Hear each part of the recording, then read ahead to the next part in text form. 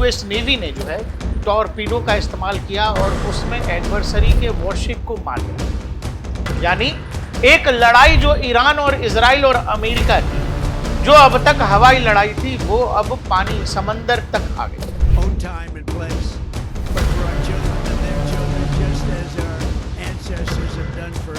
US की submarine ने after second world war ये पहला टॉर्पीडो किल किया है, सबमरीन से अटैक किया। और इसके अलावा एक और खबर आई जिसमें F-35 को भी उसका पहला किल एयर टू एयर कॉम्बैट में बियॉन्ड विजुअल रेंज। युद्धक इतिहास में F-35 ने अपना पहला शिकार याक 130 को बना लिया। ईरान का ये जहाज अमेरिका ने ध्वस्त कर दिया, नष्ट कर दिया, उस पर हमला बोल दिया, कई जानें चली। हमारा मेहमान था, हमारी इंडियन ओशन में था। We are the guardian of Indian Ocean, yes we are. दूसरी बात यह है कि इंटरनेशनल वाटर्स में जब कोई घटना होती है तो उसमें कूदने की कोई जरूरत नहीं। दोस्तों, एक खबर आपने सुनी होगी, खबर ये कि ईरानी नेवी का आइरिस डेना, उसको यूएस के सबमरीन ने जो है टॉर्पीडो से उड़ा दिया और उसका वीडियो खुद डोनाल्ड ट्रंप ने शेयर किया था।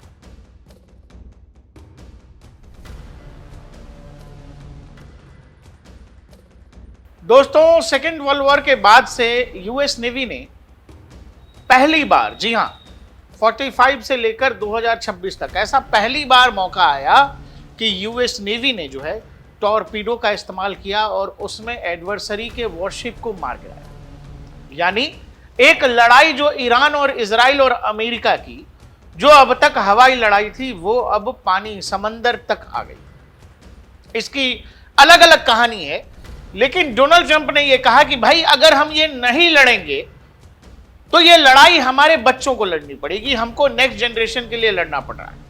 हम अगर नहीं लड़ेंगे तो ये जो ईरान में बैठे लोग हैं, ये बेहद शैतान लोग हैं, ये पूरे मिडिल ईस्ट में जो बैलिस्टिक मिसाइल चला रहे हैं, आज अगर इनके पास न्यूक्लियर ताकत होती तो ये परमाणु बम चला रहे होते। We're undertaking this massive operation not merely to ensure security for our own time and place, but for our children and their children, just as our ancestors have done for us many, many years ago. This is the duty and the burden of a free people. These actions are right and they are necessary to ensure that Americans will never have to face a radical, bloodthirsty terrorist regime armed with nuclear weapons and lots of threats. दर्शकों, Iran Israel war की चर्चा तो है ही, आप तक रोज नए videos, नई कहानी, सब कुछ आ रहा होगा। लेकिन इस बीच एक तरफ जो चर्चा ईरान युद्ध को लेकर है वो है, दूसरी तरफ इस बात की बड़ी चर्चा है कि भाई यूएस नेवी ने, यूएस की सबमरीन ने आफ्टर सेकेंड वर्ल्ड वॉर ये पहला टॉर्पीडो किल किया है, सबमरीन से अटैक किया। और इसके अलावा एक और खबर आई जिसमें F-35 को भी उसका पहला किल एयर टू एयर कॉम्बैट में बियॉन्ड विजुअल रेंज, ईरान के एयरफोर्स का एक ट्रेनर एयरक्राफ्ट याक 130 F-35 ने गिरा दिया, शूट डाउन कर दिया। और F-35 के इतिहास में, जो 5वीं पीढ़ी का लड़ाकू विमान है अमेरिका का, उसके इतिहास में पहला किल जुड़ गया है। यानी युद्धक इतिहास में F-35 ने अपना पहला शिकार याक 130 को बना लिया। इससे पहले F-35 के नाम पर कोई किल नहीं था, मतलब हवाई लड़ाई में इसके नाम कोई किल नहीं था। लेकिन चर्चा सबसे ज्यादा किस बात की हो रही है? आइरिस डेना की। जी हां, जिसको यूएस नेवी के एक परमाणु पनडुब्बी ने टॉर्पीडो से गिरा दिया, जिसमें कि भारत ने बकायदा अपना वेसल्स भेजा था हेल्प करने के लिए। एक जानकारी ये आई कि जिस समय ये अटैक हुआ, जो वीडियो आपको दिखाया गया, जो अभी आपकी स्क्रीन पर है, ये तब का वीडियो है जब यूएस नेवी ने अटैक किया और टॉर्पीडो उस वॉरशिप से टकराता है। उसके बाद जो इंपैक्ट है समंदर के अंदर, किस तरह से वो पूरा का पूरा जहाज डूब रहा है और कैसे वो जहाज बर्बाद हुआ, उसी के विजुअल्स हैं जो सबमरीन के कैमरे से ही कैप्चर किया गया है। बताया ये जा रहा है कि इस पर 150 से ज्यादा नाविक थे, जिसमें 100 से ज्यादा की मौत हो गई है। 30-32 नाविकों को श्रीलंकन नेवी के लोगों ने बचा लिया है। लेकिन सवाल इस बात पर है कि इसमें चर्चा किस बात की ज्यादा हो रही है? हमारे यहां के लिहाज से देखें, भारत की राजनीति के लिहाज से देखें, तो इस बात की चर्चा बहुत ज्यादा हो रही है। कुछ लोग ये कह रहे हैं कि बताइए, ये ईरानी नाविक जो थे मेहमान थे। जी हां, बिल्कुल ठीक है कि वो भारत के मेहमान थे। भारत के विशाखापट्टनम में इंडियन नेवी के 70 देशों का बुलावा था, जिसमें ईरान के भी नाविक जो हैं आयरिश डेना के साथ आए हुए थे। ये लोग आए जरूर थे, लेकिन वो अभ्यास खत्म हो चुका था, ये वापस लौट रहे थे। अब जब ये वापस लौट रहे थे तो क्या ये इंडियन ओशन के अंदर थे? क्या इंडियन ओशन के अंदर यूएस सबमरीन ने ये किल किया है, या फिर इसके अंदर कुछ ऐसा है जो आपको जानना समझना चाहिए? और इस पर जो राजनीति हो रही है, उस राजनीति की दिशा क्या है, वो भी आपको समझनी चाहिए। सबसे पहले कांग्रेस नेता, जी हां, कांग्रेस के बहुत बड़े भारी भरकम नेता हैं पवन खेड़ा को सुन लीजिए, जो सुनना बेहद जरूरी है। तो आपने किसी को बुलाया अपने घर, कहा निहत्थे होकर आना। उसके बाद कल हमारे देश की सीमा पर, श्रीलंका के और भारत के बीच में, ईरान का ये जहाज अमेरिका ने ध्वस्त कर दिया, नष्ट कर दिया, उस पर हमला बोल दिया, कई जानें चली गई। हमारा मेहमान था, हमारी इंडियन ओशन में था, जिसके बारे में प्रधानमंत्री जी देखिए क्या क्या ट्वीट करते थे। जी हां, तो पवन खेड़ा कह रहे हैं, कांग्रेस नेता हैं, राहुल गांधी के बेहद करीबी हैं। बताया जाता है कि राहुल गांधी के 9 रत्नों में से एक पवन खेड़ा भी है। पवन खेड़ा ने कब कौन सा चुनाव लड़ा जीता देश को नहीं पता है, लेकिन हर लोग कहते हैं कि पवन खेड़ा के पास बहुत दिमाग है, बहुत सारा दिमाग है। पवन खेड़ा ये कह रहे हैं कि ईरान का ये जो शिप है, यह शिप भारत का मेहमान था और मोदी जी एकदम डर गए हैं, क्योंकि मोदी जी ने एक्शन नहीं लिया और इंडियन ओशन के अंदर था और यूएस ने इसको मार गिराया। हमारा मेहमान निहत्था था और हम कुछ नहीं कर सके। क्या ये सच है, या ये बस उस राजनीति का हिस्सा है जिस राजनीति के तहत इस देश में खामनेई के मौत पर लोग लखनऊ में माथा पीट रहे हैं, छाती पीट रहे हैं? जी हां, देश के अलग अलग हिस्सों में लोग मातम मना रहे हैं। लोग कह रहे हैं जी हमारे रहबर थे, और इनसे पूछो कि पहलगाम पर तुमको क्या हो गया था, तुम्हारी छाती को कहां दर्द आ गया था, क्यों नहीं रोड पर निकले थे, क्यों नहीं सड़कों पे दिखाई दिए? ये चुप हो जाएंगे। इनसे पूछोगे कि दाऊद इब्राहिम कौन है, आतंकवादी मानते हो कि नहीं मानते हो, ये चुप हो जाएंगे, ये सन्नाटे में चले जाएंगे। लेकिन एक तीसरे देश में 2 देशों की लड़ाई है, उसमें कोई मारा गया, उसको लेकर इन्होंने यहां आतंक काटा हुआ है। और यही वो दिशा है राजनीति की जो पवन खेड़ा आपको बतला रहे कि ईरान के वॉरशिप को यूएस नेवी की सबमरीन ने मारा, तो उसमें वो कह रहे हैं कि इंडियन नेवी क्यों नहीं कूदी? क्या ये इंडियन ओशन के अंदर हुआ? दर्शकों, ये मैप देख लीजिए, ये जो आपको मैं ये मैप दिखा रहा हूं, ये श्रीलंका का मैप है, और जो किल हुआ है, जो इस आयरिश डेना का किल हुआ है, जो सबमरीन के जरिए मारा गया, टॉर्पीडो के जरिए जो पूरी तरह से डिस्ट्रॉय किया गया, ये श्रीलंकन वाटर्स में है। दर्शकों, ये आपको देखिए, ये है श्रीलंकन वाटर्स, श्रीलंका के गाले पोर्ट के पास ये था। जी, श्रीलंका के गाले पोर्ट के पास ये था, और वहां इसको मारा है। इंटरनेशनल वाटर्स का वो हिस्सा है। अब जो वो निकल के इंडियन ओशन से ऑलरेडी बाहर की तरफ जा रहे थे और श्रीलंका के पास इनका किल हुआ, इसमें इंडियन नेवी क्या करेगी? इंडियन नेवी को क्या करना चाहिए इंटरनेशनल वाटर्स के अंदर? कांग्रेस पार्टी अब इस उसमें है कि किसी भी तरह से देश में एन केन प्रकारेण लोग वोट दें ना दें, मोदी जी को हटा दो। ईरान में खामनेई मर गए तो मोदी जी को हटा दो।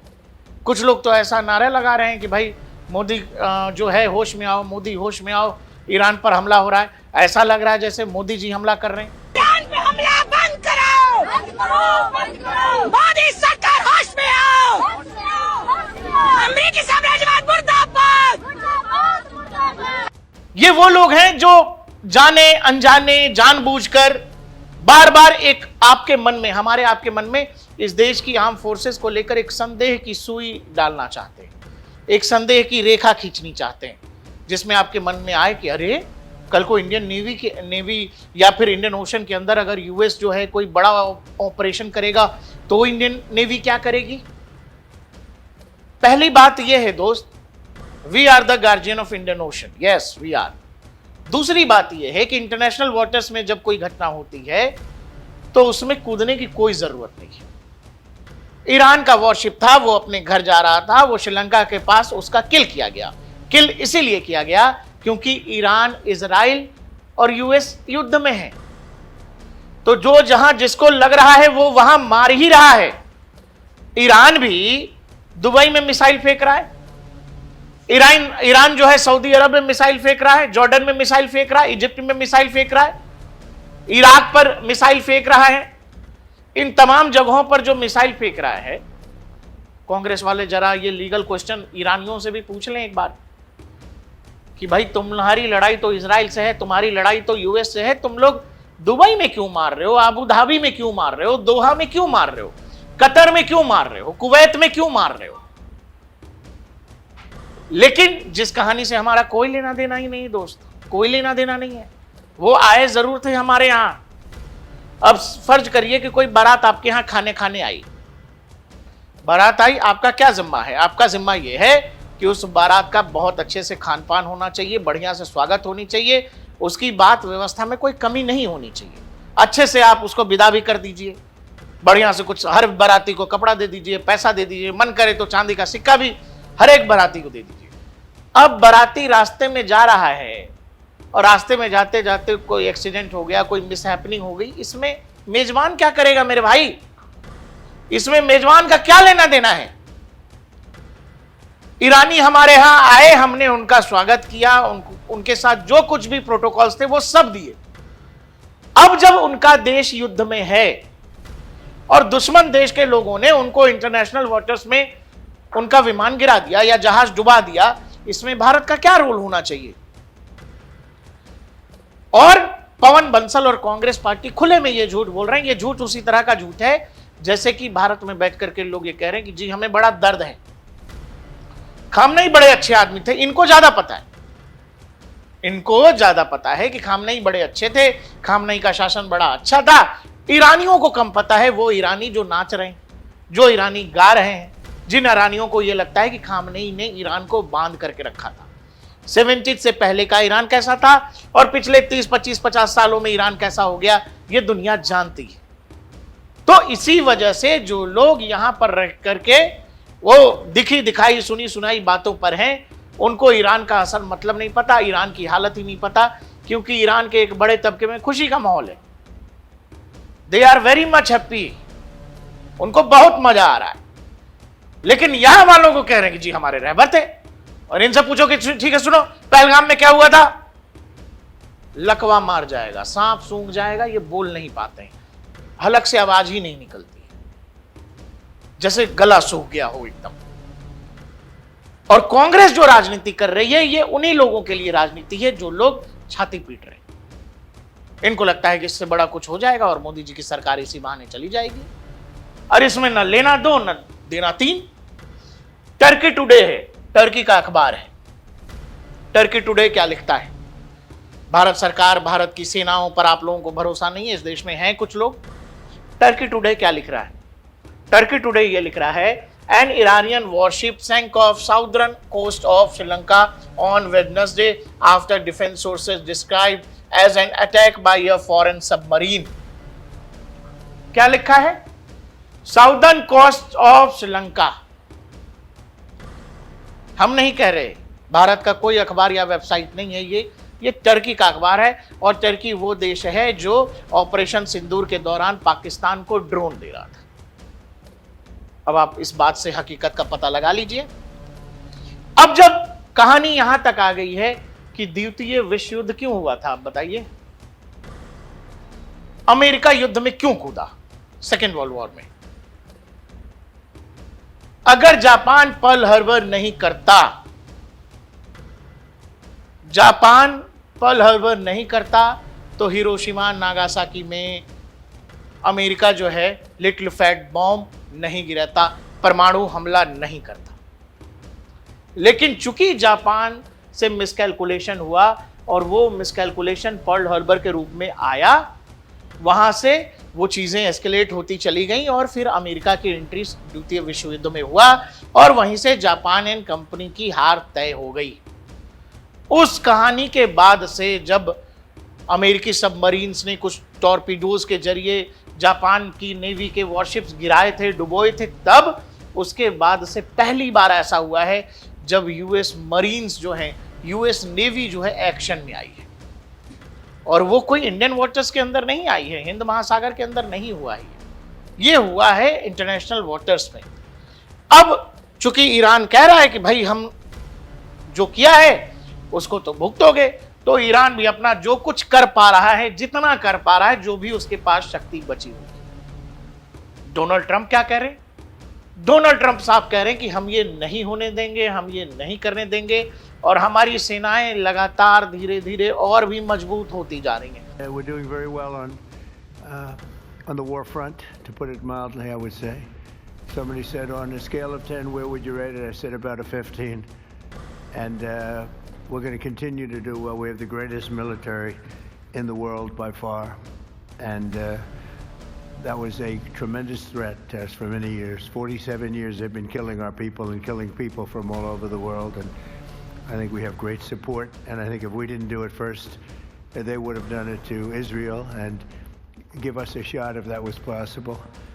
And if we didn't terminate the worst deal, one of the worst deals ever made, the Obama nuclear deal, I call it the Obama nuclear deal, where he gave everything to Iran, including a nuclear weapon. It was a road to a nuclear weapon. Bad things would have happened 4 years ago, because they would have had a weapon 4 years ago if I didn't terminate that deal. So we're in a very strong position now, and their leadership is just rapidly going. Everybody that seems to want to be a leader, they end up dead. And it's an amazing thing that's taking place before your eyes, because for 47 years we were pushed around.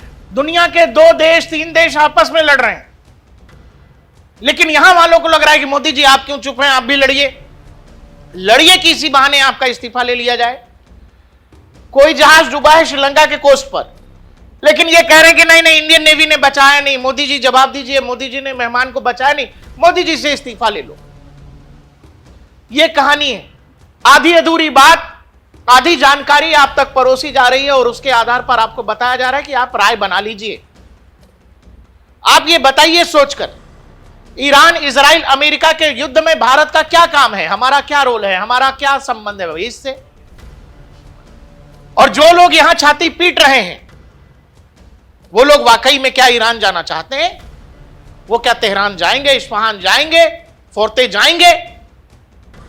हर जगह missile गिर रहा है, हर जगह। और जो लोग यहां छाती पीट रहे हैं, उन लोगों के पास इस बात का क्या जवाब है? दुनिया में 57 इस्लामिक देश हैं, ईरान को लेकर किसी एक देश ने ईरान का समर्थन नहीं जताया।